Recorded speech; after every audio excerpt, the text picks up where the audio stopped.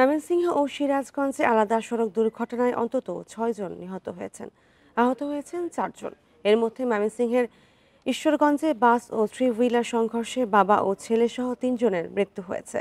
বুধবার সন্ধ্যায় উপজেলার 1 নম্বর মোড় এলাকায় এই ঘটনা ঘটে। এই ঈদে জামা জুতো অ্যাক্সেসরিজের ডিসকাউন্ট। ফায়ার সার্ভিস জানিয়েছে, বিআরটিসির বাস ময়মনসিংহ শহরের দিকে যাচ্ছিল। পথে বিপরীত দিক থেকে আসা যাত্রীবাহী থ্রি হুইলারের সাথে সংঘর্ষ হয়। এতে ঘটনাস্থলেই থ্রি হুইলারের যাত্রী আব্দুল সোবহান, তার ছেলে সবুজ মিয়া ও কোহিনুর নিহত হয়। পরে ফায়ার সার্ভিস ও স্থানীয়রা আহতদের উদ্ধার করে উপজেলা স্বাস্থ্য কমপ্লেক্সে পাঠায়।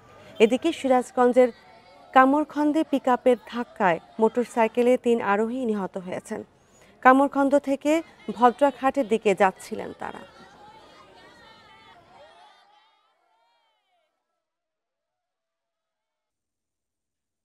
জমানা গাড়িটা পার হতে গেলেই জ্যাক গাড়ি এসে মেরে দিলে মোটরসাইকেল যাই ওই সাইডে পড়ছে, আর 3 জন হলো মেন রাস্তার উপরে হয়েছে। 3 জন নগদের ডেট। তো সিরাজগঞ্জ থেকে কাবার একটা ভ্যান গাড়ি আসতে গেলে ওই মোটরসাইকেলটা ওই গাড়ির তলে মেরে দিছে। ডিউটির শেষে সিরাজগঞ্জ বেড়াইতে গেছিল, বেড়ানোর সময় বেড়ে করে আসার সময় তারা এই দুর্ঘটনাটা ঘটাইছে আর কি।